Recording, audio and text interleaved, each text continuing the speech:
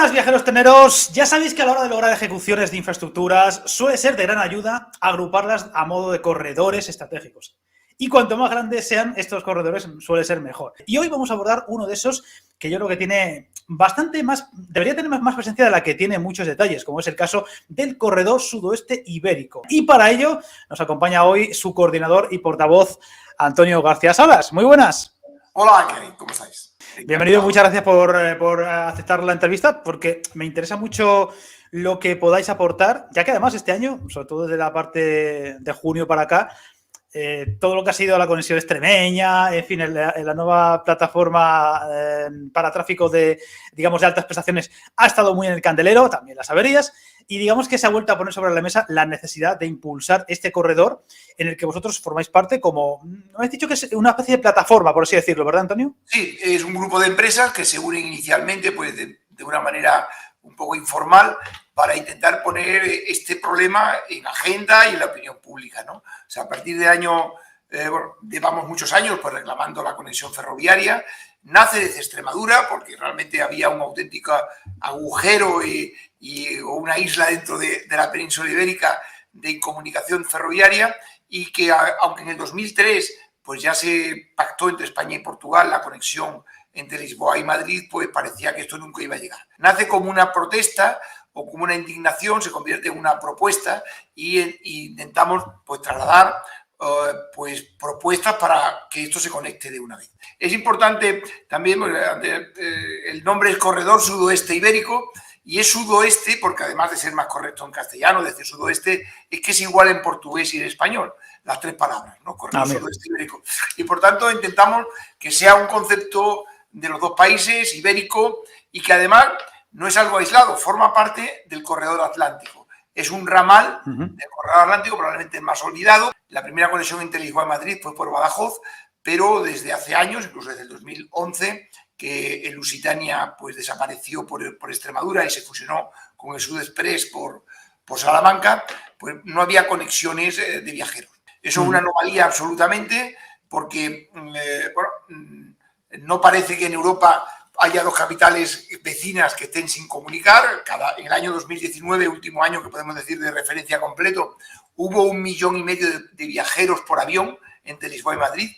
El destino más importante internacional de Madrid era Lisboa. Y en los últimos meses, en los 4 o 5 últimos meses, incluso se ha incrementado ya las cifras del 2019. Por tanto, hablar de 5.000 viajeros que cada día hacen el trayecto entre Lisboa y Madrid y que no haya una conexión ferroviaria, desde luego desmiente cualquier afirmación de que no hay viajeros entre Lisboa y Madrid. Justificaría al menos un servicio, cosa que hoy día se puede hacer. O sea, hoy hay infraestructura para hacer un servicio. El Talgo, el Intercity que hace Madrid-Badajoz, podría continuar hasta Lisboa. Y eso podría haber estado desde hace tiempo, ¿no? Porque sobra. Bueno, yo abordé en mi canal hace un par de meses la reapertura de la conexión internacional, que es una chapuza, porque son dos transbordos, o sea, no se puede ni siquiera hablar de conexión real, porque hay que hacer los transbordos, 3 trenes distintos, y digamos que de momento ha quedado en el aire, aunque el año que viene puede haber novedades, pero bueno, se lo abordaremos más a detalle.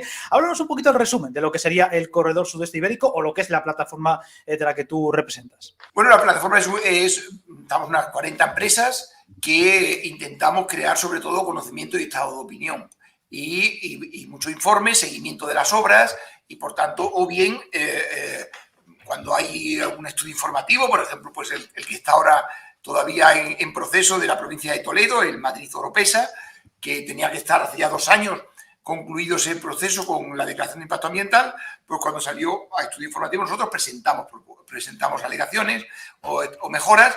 La mayoría de las mejoras que conocemos que se presentaron pues fueron de carácter local, pues dirigidas a aspectos como el soterramiento o algún aspecto urbanístico.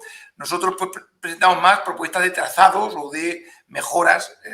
Por ejemplo, esta línea, que es una verdadera chapuza, que sea mixta de pasajeros y mercancías, que si hay poco tráfico, pues probablemente pueda compatibilizarse, pero en el momento que haya un poco de tráfico, pues es incompatible, pues intentamos presentar las mayores propuestas posibles para que no fuesen conjuntas y se desviasen. O sea, por un lado fuesen las mercancías y por otro lado el pasajero.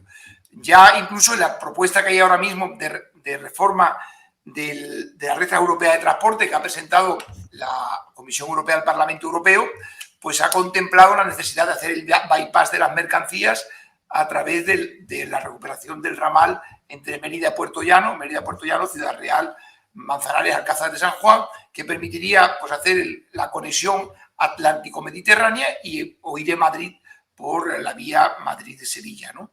Y además, en las últimas, digamos, informaciones que tenemos, que ha hecho pública la ministra, pues la antigua vía convencional entre Plasencia y Humanes se va a electrificar en completa, cosa que en principio parecía que iba a desaparecer, al menos entre Talavera y Plasencia, se va a electrificar, lo que además, pues si se hace con los fondos Next Generation, pues podemos tener la expectativa de que en el 2026 pues, pueda estar concluida, y eso permite también pues, que las mercancías vayan por una vía distinta desde Plasencia hasta Madrid o hasta Humanes, o Talavera, Illesca, que es también un punto muy importante que hay que tener en cuenta en el futuro, y Madrid, pues vaya por las mercancías por ahí. Hicimos otra serie de alegaciones de tipo más de trazado, de pendientes que hay en algunos sitios que había que resolver, y algunas, no solo digamos por nuestra acción, sino que bueno, yo creo que eran tan evidentes que ahí no se podían pues, compatibilizar de manera fluida las mercancías y los pasajeros, que además, pues el anuncio de una gigafactoría en la Barbaral de la Mata de baterías, pues también si usa el ferrocarril, pues podría dificultar mucho más el uso de la alta velocidad. Digamos que tenemos tres palancas que nos permite pues, nuestra acción. Por un lado, el grupo de empresas que están detrás de nosotros, que en principio eran extremeñas, después fueron portuguesas, de carácter más regional, y hoy pues son, pues por ejemplo, Irio está también con nosotros, que desde el principio pues, ha manifestado que quiere trabajar y quiere operar lo antes posible entre Lisboa y Madrid en cuanto esté electrificada la vía, no ni siquiera cuando esté de alta velocidad, y por tanto necesita tener lo antes posible la confirmación de Adif de que cuándo va a estar electrificada. Y el grupo Barraqueiro, que es el grupo principal de movilidad de personas de Portugal, de viajeros de Portugal, que incluso tiene ya algunas concesiones desde Faro hasta Braga en el norte, y que también nos manifiesta que quiere operar próximamente o lo antes posible en esta vía y que lo está estudiando. Lo que empezamos siendo un problema una iniciativa regional, hoy se ha convertido pues, con empresas nacionales que están apoyando esta conexión.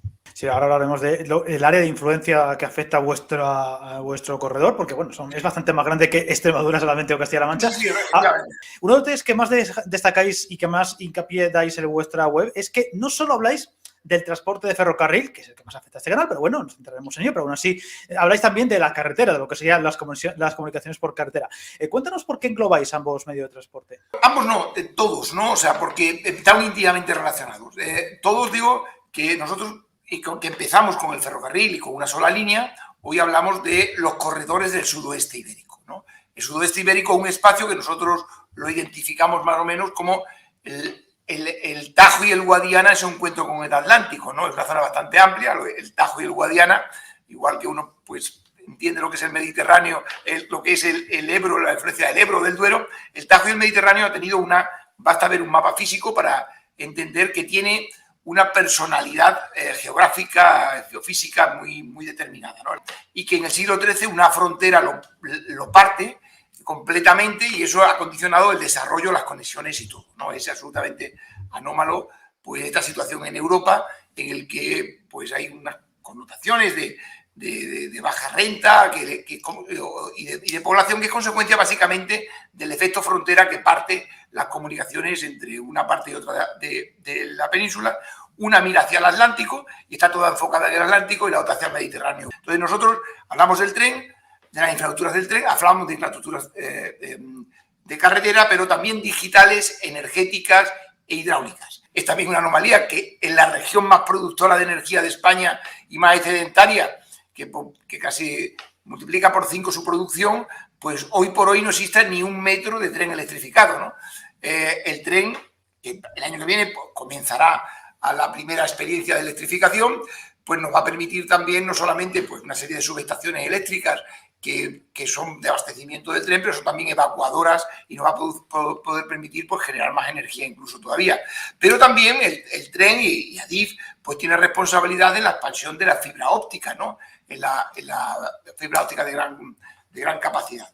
Y junto a las vías, pues nosotros queremos que haya una conexión digital que permita pues, crear un eje entre Madrid, que es la zona de mayor consumo de datos de la península ibérica, y los grandes cables suboceánicos que llegan a Sines y a Lisboa, que conectando a través de la vía que se está construyendo ahora, podrá facilitar pues, todo un desarrollo pues, de data center o de centro, el valle digital, ¿no? Un valle digital entre Lisboa y Madrid. Además, pues energías verdes, es una zona en la que producimos energías verdes, tanto solares como hidráulicas, y el agua es también otro elemento muy importante. Entonces, esas 5 infraestructuras que forman pues, lo que podría ser el entramado de grandes infraestructuras de conexiones, pues debe de ir unido. Y es importante pues, entender que no solamente es este tren de Lisboa a Madrid, hay una conexión también que no existe en España y es fundamental, en España, en la península ibérica, que es la Atlántico-Mediterránea, una conexión que cuando ahora esté el próximo año o dentro de 2 años disponible la parte portuguesa, pues entre Lisboa, Madrid hasta Mérida hay una buena conexión, pero ya desde Mérida hasta Puerto Llano pues necesita unas mejoras que es importante para poder unir con la zona del Mediterráneo. Y conectar Valencia con Lisboa y Madrid es muy importante.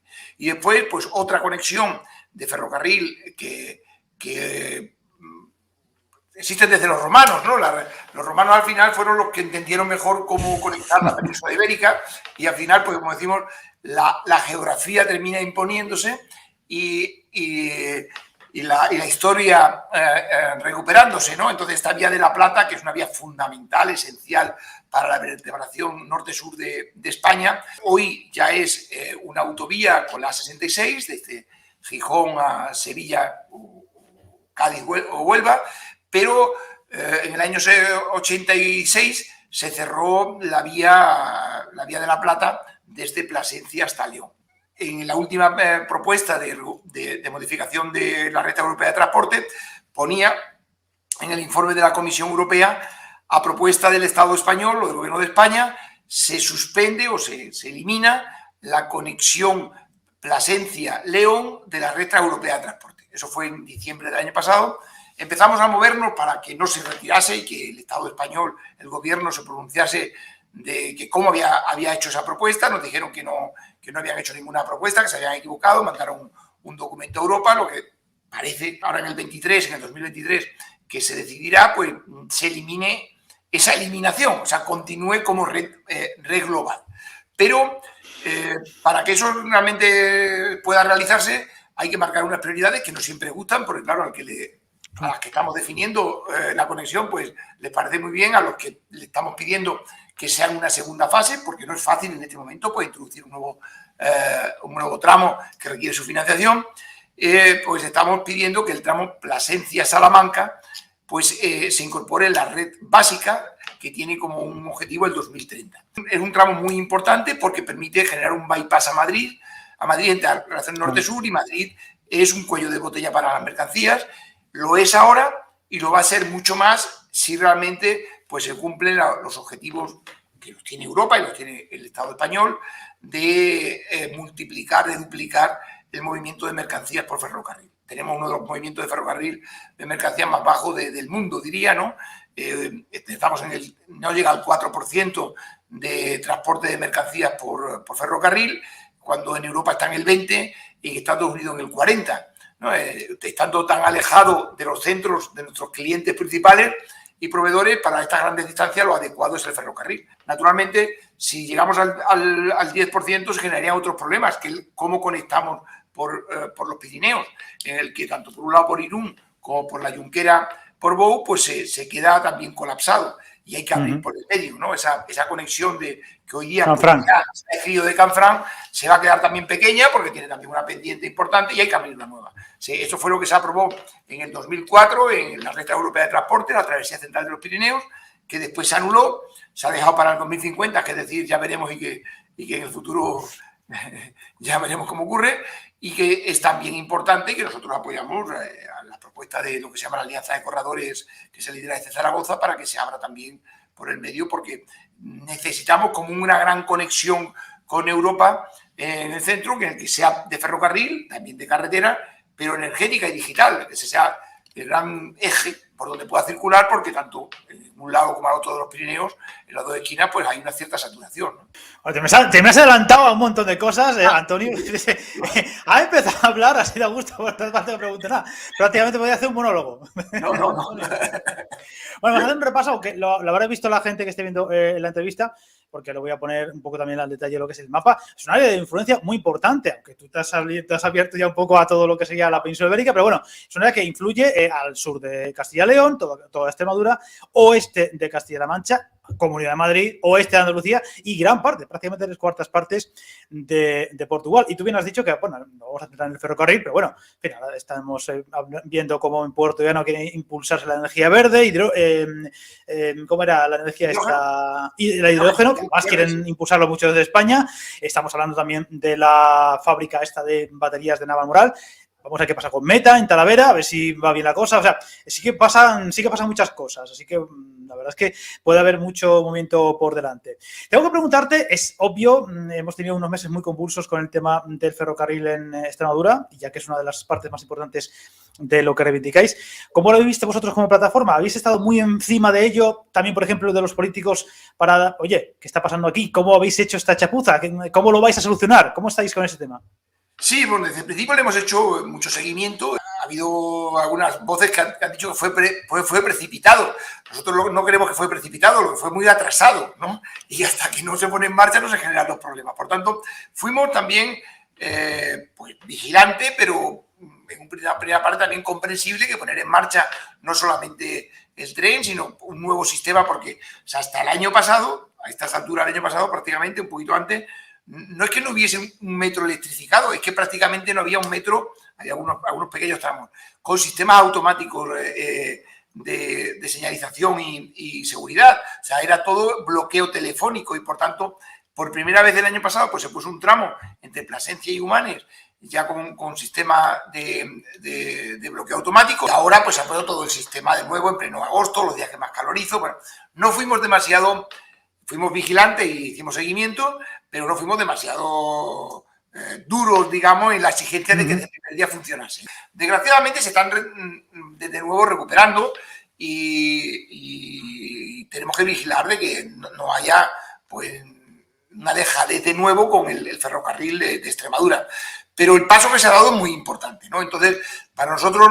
El día a día también entendemos que hay mucha gente que está vigilando, ¿no? Hoy se ha suspendido el Albia, pues enseguida hay en las redes sociales hay movimientos y hay mucha gente que está detrás de ello, ¿no? En cuanto se retrasa, en cuanto hay incidentes, no vamos a permitir que se produzcan con mayor intensidad que en otros sitios, pero cuando las cosas funcionan, pues se empiezan a estropear. Antes no teníamos ese problema. No nos gusta lo que ha pasado, pero de luego ha ocurrido tanta o ha tenido tanta repercusión mediática porque hemos empezado a tenerlo y por tanto entendemos que el proceso que tenemos por delante es muy largo, de mejora permanente, todavía tenemos muy pocos servicios, uno por la mañana y otro por la tarde hasta Badajoz, no permite ir a Madrid a hacer una reunión desde Badajoz prácticamente y volver, incluso ahora pues lo han retrasado y por eso nosotros estamos exigiendo que el tren, como he comentado antes, que hace Madrid-Badajoz, continúe hasta Lisboa en un tren directo. Esto permitiría que el Talgo pues haga ese trayecto porque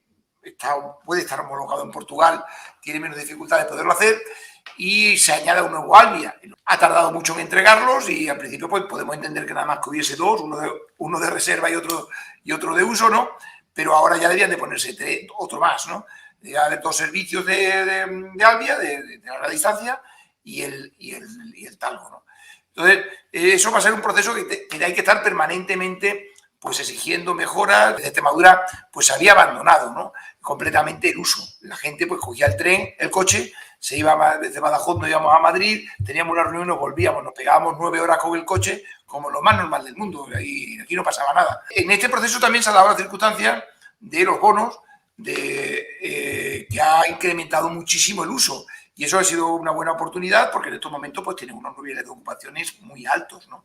Eso va a permitir, claro, en un momento en el que es alto en todas partes y por tanto no es fácil sacar un tren de un sitio para ponerlo en otro, ¿no? Pero sí que está demostrando que al final no era un problema de que aquí no se usase el tren, es que no se usaba porque no había, porque era un desastre, ¿no? Exacto, exacto. Bueno, el año que viene, si todo va bien, 2023, pues un año muy importante en cuanto a esta conexión de Extremeña, porque aparte de lo que has comentado de la electrificación, que entendemos que va a ser para verano o quizá un poquito antes, no sé cómo irás, a ver si tú sabes algo más concreto, el famoso bypass de Mérida y la estación del bypass, esperemos que también se inaugure a la vez, pero también quizá a finales, más bien primeros de 2024, debería también inaugurarse un tramo muy importante, crucial diría yo, que va a ser ya en la frontera portuguesa entre Elvas y Évora. Ese puede ser más importante incluso que la electrificación del tramo extremeño, ¿verdad? Sí, en la parte portuguesa, en estos momentos lo más razonable es que sea más bien en el segundo semestre del 24. ¿no? Segundo semestre, vale. Sí, ya sabes que se hablaba de incluso a finales de 2023, que yo también lo veía complicado. Sí, pero no, dices segundo semestre de 2024. Hay gente que incluso dice que mediados del año que viene es imposible. Posible, Le hacemos un seguimiento bastante frecuente a la línea, hacemos fotos, vemos cómo están las obras y bueno, creo que decir ahora, como se sigue afirmando, que estarán a final del 23 es absolutamente, no tiene fundamento decir eso. Tú sabes que lo ha dicho hasta el mismísimo presidente extremeño, o sea que, en fin. Sí, el ministro extremeño y en Portugal, pues gente que está muy cerca y que a veces pues tienes que decirle no y al final dice, mira, piensa lo que te dé la gana, pero esto no es posible. No se puede. Yo creo que en esto hay que ser serio a la hora de decir, pues cuando los responsables que tienen la información deben ser serios, porque al final termina o bien generando frustración o bien creando una absoluta desconfianza, ¿no? A la gente le da igual ya lo que diga, que es lo que pasa con el tren. Ha habido tantas frustraciones y tantos desengaños que al final pues dice, mira, no me quiero nada de lo que digas. Y es importante que la gente se crea esto. Entonces, la parte portuguesa, en estos momentos es razonable pensar que será más bien en el segundo semestre del 2024. Si es un poco antes, pues bienvenido sea, pero no lo creo. En cuanto al bypass de Mérida, pues el bypass sí es fácil, fácil no, no es posible. Factible. No es factible que el año que viene esté. O sea, no es factible este año que viene. Este año que viene no es factible porque ha habido algún problema con la adjudicación de la colocación de vías y eso podemos estar hablando más para el 2024. El 2023 sí que parece factible que esté la electrificación entre Badajoz y Plasencia. Entonces, pues ya estos Alvias que han puesto, que son híbridos, pues empezarán a funcionar y empezaremos a usar la electricidad y eso, yo creo que esto es un proceso tan largo que hay que ir poniendo en funcionamiento todo lo que se pueda lo antes posible para después poner un poquito más y casi todos los años pues podemos tener novedades. O sea, el año que viene será la electrificación, el siguiente año pues será el bypass y la parte portuguesa, el 26 es también en estos momentos razonable pues pensar de que pudiese estar el tramo entre Plasencia y Navalmoral de la Mata. Eso te voy a preguntar.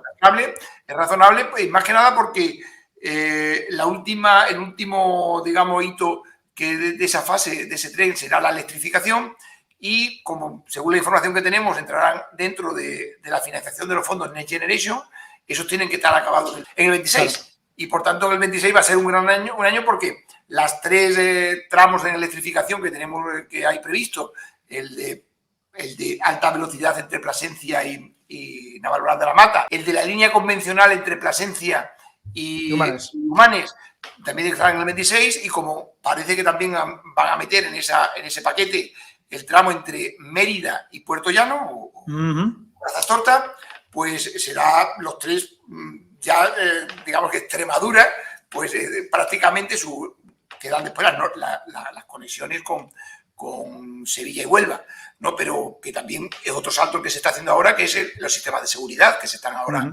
implantando, ¿no? Dentro, en el tramo de Extremadura, pues hay varios tramos que faltan por hacer. Faltaría pues el bypass que no está planificado en este momento de Cáceres y la conexión en Badajoz entre la parte de frontera, bueno, donde llega la alta velocidad al sur de Elvas y hasta donde llega en este momento, que es unos 20 kilómetros antes de Badajoz, que llega también la alta velocidad. En ese momento hay una conexión la línea convencional y entra en Badajoz, ¿no? Entonces, esos son hitos importantes. Después, pues hay otros temas ya más de tipo de mercancía, pues con algunas terminales ferroviarias de mercancía que se están ejecutando en este momento, o alguna que prácticamente está terminada, como la de Badajoz. Bueno, decir a la gente que esté viendo la entrevista que aunque estamos muy centrados en Extremadura, vamos a hablar de otras partes de toda la zona. Lo que pasa es que yo hablo de Extremadura mismo es quizá el epicentro de todo lo que se está haciendo. ¿Cómo está el tema de Plasencia? ¿Qué sabes tú? ¿Qué va a pasar con esa estación? Hace unos días se hablaba de algo muy concreto, nuevo, pero todavía son todo como planes muy a grosso modo. ¿Qué percepción tenéis vosotros de lo que va a ocurrir con Plasencia, con la nueva estación? ¿Qué va a ocurrir? ¿Se va a llegar a la estación actual? ¿Se va a terminar en Monfragüe? ¿Va a haber una estación nueva? ¿Va a haber plataforma logística? ¿Qué va a ocurrir con Plasencia?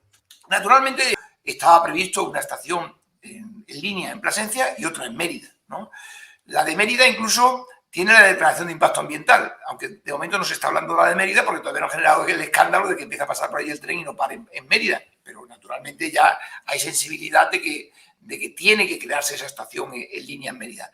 En Plasencia pues también estaba prevista inicialmente, pero bueno, pues todo el mundo quiere que pase gente en su ciudad, se diseñó, se eliminó, no está, creo que no tiene la declaración de impacto ambiental, pero sí tiene bastante bien definido el sitio, un sitio plano, donde debería de estar la estación. El otro día el presidente de la Junta de Extremadura pues dijo de que el año próximo se va a iniciar ya los trámites del proceso del estudio, entiendo que el estudio informativo o el proceso para la declaración de impacto ambiental, la construcción y tal. En principio no parece lo más probable, pero sí puede serlo, ¿no? Que cuando se inaugure la conexión que pasa por la de Plasencia, Navalmoral de la Mata, o Talayuela, que en terminología más de Adif, ¿no? Pues cuando se haga eso, a lo mejor hasta ya puede estar la estación. Pero bueno, de momento no hay más que unas promesas, unos compromisos, y palabras de futuro. No vamos a hablar de Plasencia porque es digno de estudio cómo se pudo hacer tan mal para de repente darse cuenta, oye, que esto aquí no tiene sentido, que haya que llevar el tren hasta la propia a las afueras de la ciudad, porque es que no puede ser, para un trayecto de alta velocidad de largo recorrido no tiene mucho sentido, pero bueno, más vale tarde que nunca, supongo, ¿no? Era evidente y cuando nosotros hablábamos con algunos técnicos de Adif, lo hemos dejado preparado porque antes o después tendrá que hacerse en cuanto se den cuenta que naturalmente un tren, bueno, todavía la gente aquí no ha tomado conciencia de que este es un mercado ya liberalizado y que por tanto cuando empiecen los operadores a funcionar, pues empezarán a funcionar entre Lisboa y Madrid básicamente con las menores paradas posibles entre medio. Claro, y luego no van a perder 20 minutos de entrar en una ciudad. O con el trazado más cómodo, más lógico y más aún teniendo... Es que Plasencia habría sido el caso completamente extraordinario en todo el país. No hay ninguna estación que sea parte de una línea más importante. Claro, es que no tiene sentido. Claro. En Tarragona o en otros sitios, pues no para en la misma ciudad, ¿no? Hay una desviación y en el futuro pasará en Badajoz. En Badajoz tiene que entrar y naturalmente pues el día fuerzan a entrar, pero el día antes o después hay que hacer un trazado que está previsto y además tiene ya declaración de impacto ambiental y hay un acuerdo entre España y Portugal para la estación internacional de Calla. Parece que de momento no quieren hablar España y Portugal sobre ese tema, pero tendrá que hacerse esa estación internacional.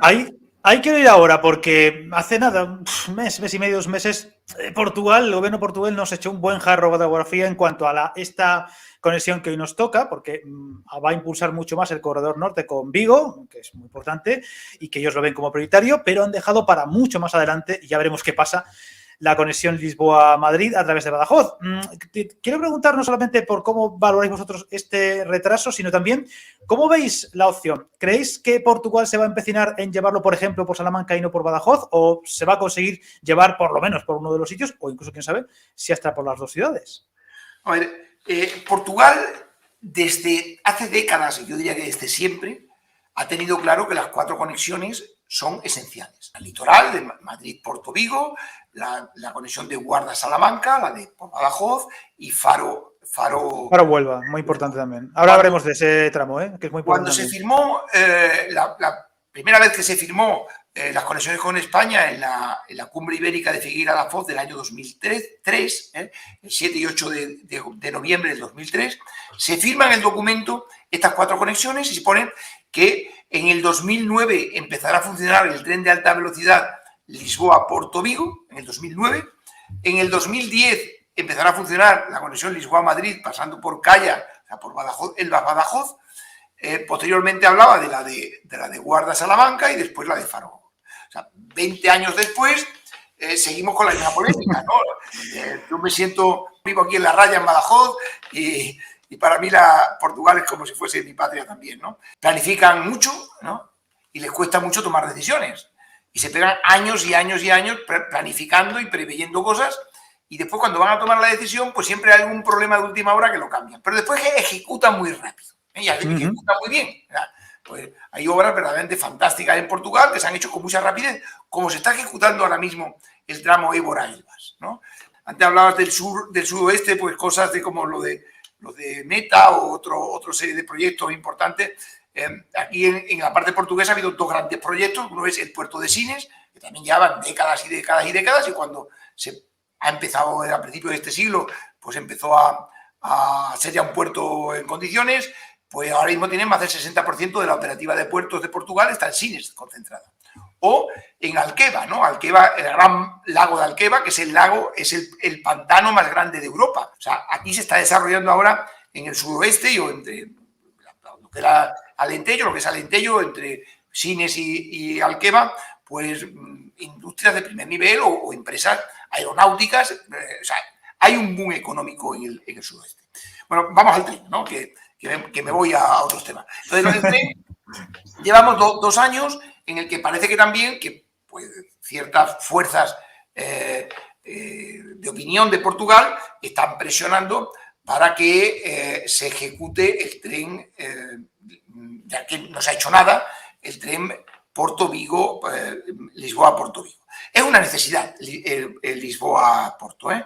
O sea que, totalmente, lógicamente, además, no solo por interconexión con Galicia, sino las dos principales ciudades de Portugal. Es lógico que lo primen también, hay que decirlo. Es absolutamente justificable y entendible, claro, esa población. Desde el punto de vista político, todavía más, porque tiene el 80% de los votos del país claro, en esa litoral. O sea que los políticos no pueden oponerse a esa prioridad, ¿no? Otra cosa distinta es ponerlo como una alternativa a uno u otro, ¿no? Entiendo que hay algunas voces que siempre en Portugal, en España o en 2 sitios, pues tienen unos sentimientos nacionalistas, que en Portugal pues hay un sentimiento también fácil de alimentar de que los españoles, aquello que decían, españoles ni bon vento ni bon casamento, ¿no? Naturalmente, pues no siempre los que vivimos en la raya pues conocemos que hemos tenido durante siglos un destino militar y defensivo, ¿no? De un lado y de otro, pues Badajoz en concreto es la ciudad más sitiada de España, pero no es tal, ¿no? O sea, yo creo que las 4 conexiones son absolutamente necesarias. La conexión Évora-Elvas se ha hecho una inversión de unos 650 millones, de los que casi 400 millones han sido financiación europea. Estamos hablando que conectar lo que falta entre Évora y que es el nivel más bajo de alta velocidad, pero escalable a más, ¿eh? O sea, ahora mismo lo que se está construyendo es para 250 kilómetros hora, porque se están creando 2 plataformas, pero solo montando vías sobre una, y en los viaductos y demás se han construido para una sola vía, pero con los enganches y con todos los basamentos y todo para construir la otra. O sea, que es escalable para más. Tiene un sistema de RTMS, o sea, es la alta velocidad más de nivel más bajo, pero escalable. Entonces, llega hasta Évora. ¿Qué pasa entre Évora y Lisboa? Bueno, pues hay otras 2 grandes decisiones que llevan mucho tiempo, Portugal diciendo que tiene que tomar la decisión y que es muy importante, que es la nueva travesía del Tajo y el nuevo aeropuerto de Lisboa. Entonces, es bastante razonable pensar que tiene que haber un punto ahí en la parte sur del Tajo donde confluyan todos los trenes de alta velocidad. El que viene del norte, que en algún momento pues vendrá conjunto cuando haya el de Salamanca, Guarda, pero sobre todo el del norte de Oporto, Vigo, el que venga de Extremadura o de España, del este, Madrid, y el que venga del sur de Faro el día que esté, ¿no? Entonces, esos confluirán en un punto que puede ser el nuevo aeropuerto de Lisboa o un sitio de fácil acceso al nuevo aeropuerto de Lisboa, y de ahí, por la nueva travesía del Tajo, llegará al centro. Esas decisiones son absolutamente básicas para poder definir el trazado desde Évora hasta Lisboa. Hasta que no se tome esa decisión, no se puede definir el trazado. Y eso que falta ahí es muy poco, ¿eh? 300, Muy 400. poco, pero muy complejo también, claro. Pero bueno, digo muy poco una vez que están tomando la decisión del aeropuerto y del puente. Ya conectar a Évora es algo de 300, 400, 500 millones. No va a llegar a 500 millones, no, pero bueno, 400 millones. Conectar Lisboa, Porto, Vigo, son la obra completa 11.000 millones. O sea que estamos hablando de magnitudes completamente distintas. Portugal, naturalmente, manifiesta mucho la necesidad de conectar con Vigo porque se juega ahí miles de millones de financiación. O sea, ahora mismo, pues lo que han puesto en los planes es que hay en esa obra 1.000 millones de financiación europea porque todavía es una obra que Lisboa-Porto. Si la conecta con Vigo, ya fuera parte de la red europea de transporte, que así se está contemplando en la propuesta que ahora mismo está en tramitación, y por tanto la financiación europea es muy superior. Se juega miles de millones, ¿no? Una obra de 11.000 millones, pues a lo mejor puede atender 3.000 o 4.000, el 40%. Ahora mismo tiene un 10%, ¿no? O tiene una financiación muy inferior. Y por tanto, por eso manifiesta que eso es prioritario.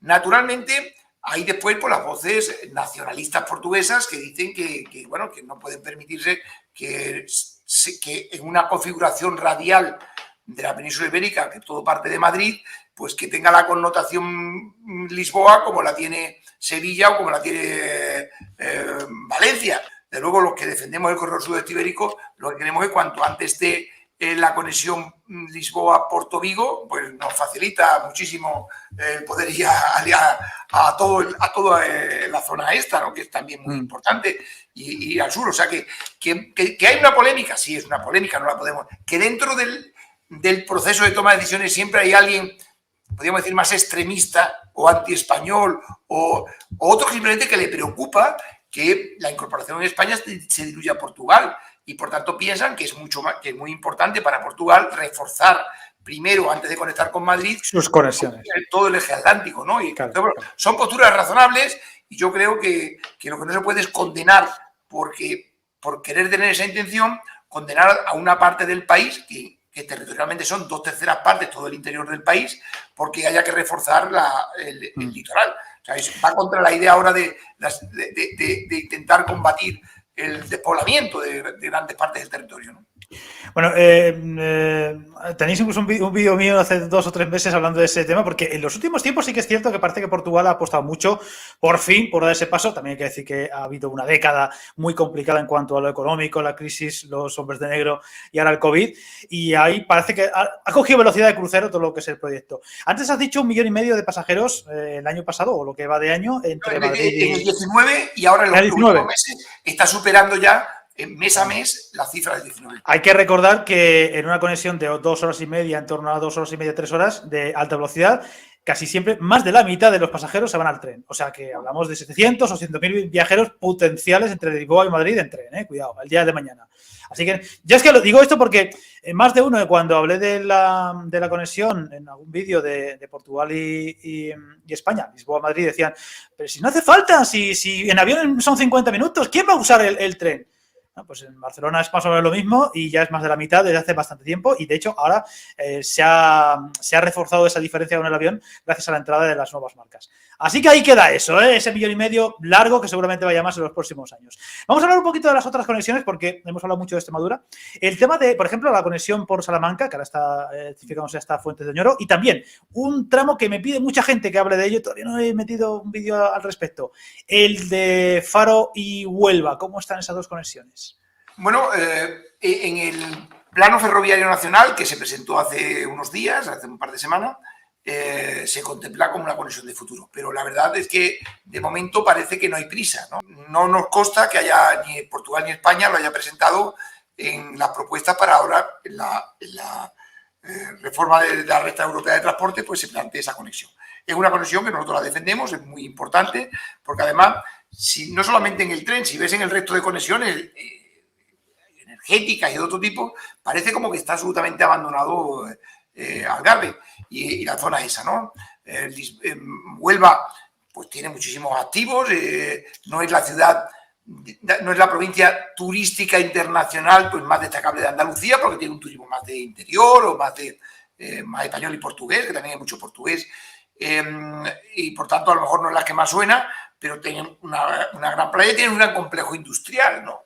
Uh-huh. Y es muy importante ese complejo industrial, pues, conectarlo y conectar los puertos, ¿no? Nosotros tenemos, entre una de nuestras propuestas, el corredor entre puertos, ¿no?, que le llamamos, entre puertos del sudoeste. No entiendo cómo no está ya en agenda, ¿no? Otra cosa es que estuviese y haya otras prioridades, pero debería estar en agenda. Esas 4 conexiones siempre han estado en la planificación portuguesa, ahora las incluye ya también, y después no debemos olvidar que España, nos guste más o nos guste menos, yo creo que nos debe de gustar. El sector turístico es un sector de liderazgo de España y Portugal. Claro. España y Portugal son los 2 países de la OCDE que mayor porcentaje de su PIB es turismo, ¿no? Y juntos son los líderes mundiales, ¿no? España es el segundo país en número de turistas, después de Francia, pero de forma relativa es incluso más importante que Francia. Pero desde el punto de vista, bueno, la península ibérica como un destino mundial, es el destino más importante del mundo. Portugal también se ha convertido en un destino de moda y muy posicionado. España lo sigue siendo. En la última década Portugal creció casi un 100% su turismo, España un 60%, que ya era un sector maduro, y por tanto posicionar en su conjunto el sudoeste y después cada uno pues con sus particularidades pues luchar para traerse, y eso requiere estar conectado. Y entonces la conexión Lisboa, Faro, Huelva, Sevilla, ¿no? Ese corredor, nosotros cuando empezamos a plantear nuestros mapas de por qué estábamos tan aislados, pues planteamos por el norte, naturalmente, pues la conexión del tren que haría por Salamanca, Guarda, y por Coimbra y ya para hacia Lisboa, y por el sur, pues la conexión de Madrid, Córdoba, Sevilla, Huelva, y llegaba ahí y se paraba, ¿no? Entonces, ese espacio es sobre el que nosotros estamos trabajando para conectarlo lo máximo posible, ¿no? Y aprovechar los recursos, porque ellos son 20 millones de habitantes conectados. 20 millones de habitantes, pues es una cifra que genera una masa crítica bien conectada, que es la masa crítica de las grandes megápolis actuales, ¿no? Es, por ejemplo, la zona del mundo de mayor producción de vinos, ¿no? Teniendo en cuenta que el Tajo y el Guadiana, pues son la Mancha, ¿no? Pues es la mayor zona vinícola del mundo en un producto tan... Bueno, desde el punto de vista agrícola es importantísimo, porque esta es la zona probablemente que mejor conceptualiza la agroalimentación occidental, ¿no? Yo sé contigo cuando has dicho que no entiendes muy bien por qué Faro y la parte de Faro Huelva está tan olvidada, porque no olvidemos que algún día, no sabemos cuándo, pero algún día el corredor transversal andaluz va a acabar en Huelva, desde Almería a Huelva, y también se podría hasta meter, si quisiéramos, si nos pusiéramos un poquito imaginativos, sin problema, como una especie de anexo al corredor mediterráneo, por una parte hacia Algeciras y por otra Sevilla, Huelva, Faro.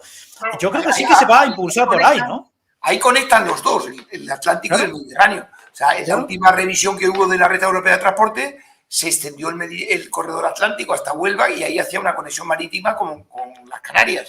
O sea, que esa es la última conexión y es lógico porque desde el punto de vista industrial es un gran polo industrial de España. Ahora mismo, desde el punto de vista energético, antes hablaban también pues de Puerto Llano, la inversión que se ha hecho entre Fertiberia y Iberdrola en Puerto Llano, pues también hay otra en Huelva, ¿no? Nosotros tenemos en la raya de un lado y de otro pues esa estigma de ser tierras periféricas, excéntricas, fuera de los centros, y por eso nuestra propuesta de conexiones lo que intenta es buscar una pluricentralidad, ¿no? Que no esté todo basado en un concepto centralista que viene de los Borbones del siglo XVIII, en el que tendría toda la lógica de la ilustración para controlar todo el país desde el punto central, y esto pasaba en París, pasaba en Madrid y pasa en Lisboa. Entonces, es sano el empezar a crear una red distribuida que permita, pues, norte-sur y este-oeste, pues otras vías que nos acerquen los territorios, ¿no?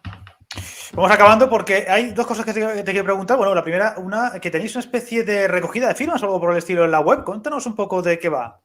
Bueno, es una forma también de hacer participar a la gente en unos territorios en los que no hay costumbre de que la gente se movilice más allá del impulso de un hecho concreto, de una manifestación un día y hasta la próxima, ¿no?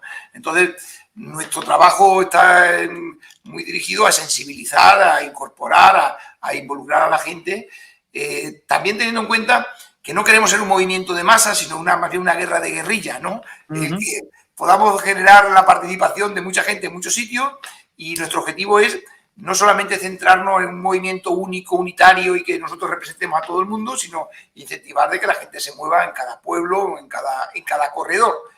Nuestra misión y nuestro esfuerzo es intentar pues, que los de el tramo Mérida-Puerto Llano pues adquieran también un nivel de seguimiento y de conocimiento y de información de que, bueno, pues ahora funciona, ahora están las obras paradas, ¿no? Entonces hay que moverse por cada lado porque es un territorio muy amplio, ¿no?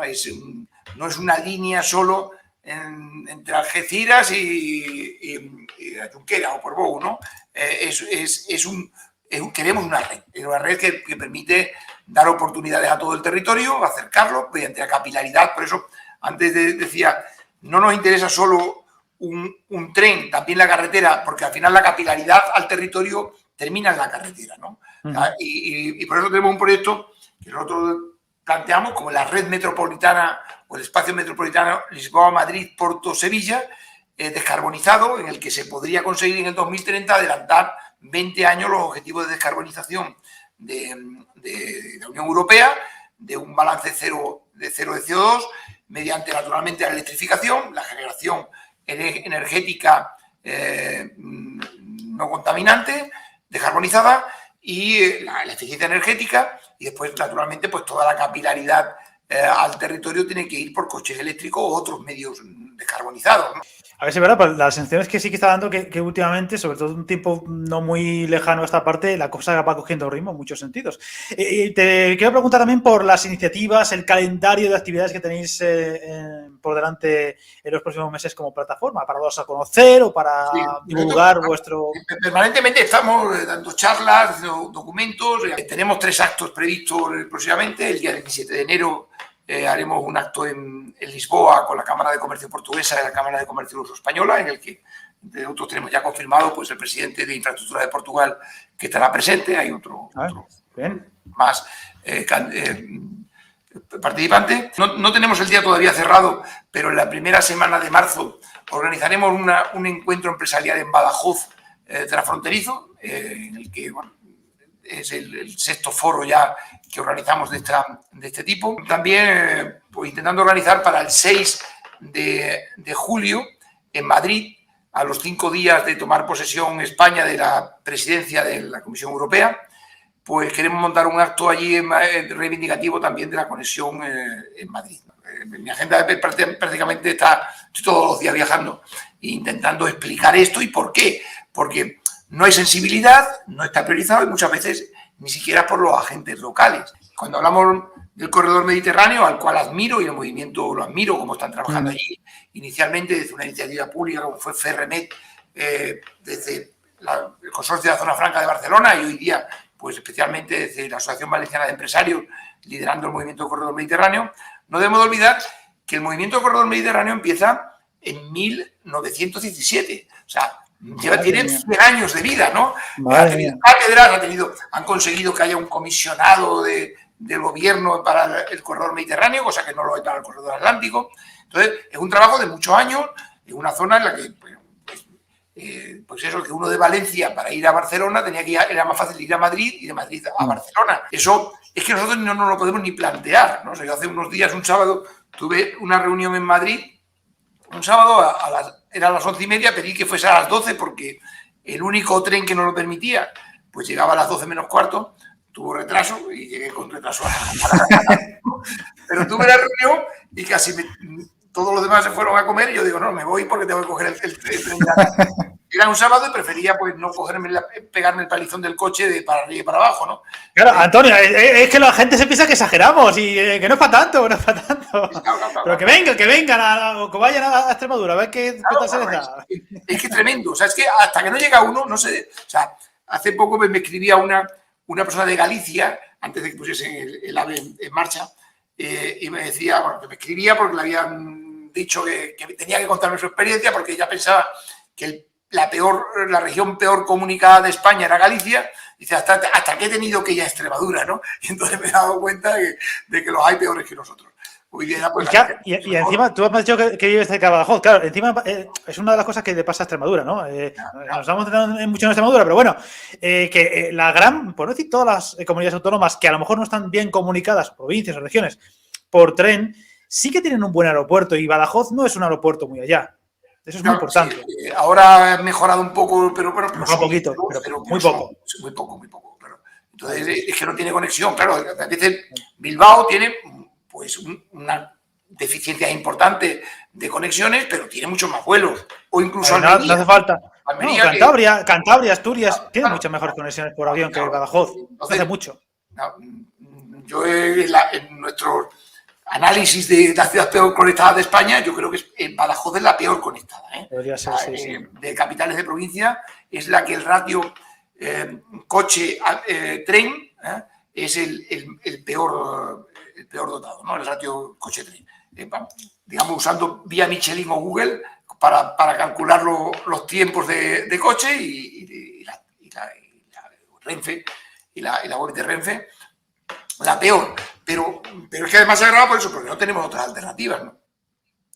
Bueno, quedemos con la esperanza porque yo sí que tengo la sensación, y más que toco muchos temas en los vídeos de diferentes regiones y demás, que se está moviendo mucho la cosa y que lo que es Extremadura poco a poco va cogiendo ritmo y como tú bien has dicho muchas veces, el que esté en el candelero, que se hable de ello, siempre es un paso positivo para que se pueda reactivar o se pueda avanzar en ese sentido y oye, parece que sí, que los próximos años van a seguir llegando, quizá cuentagotas o más lento de lo que debería, pero van a seguir llegando mejoras hasta conseguir una buena conexión por ferrocarril de gran parte de...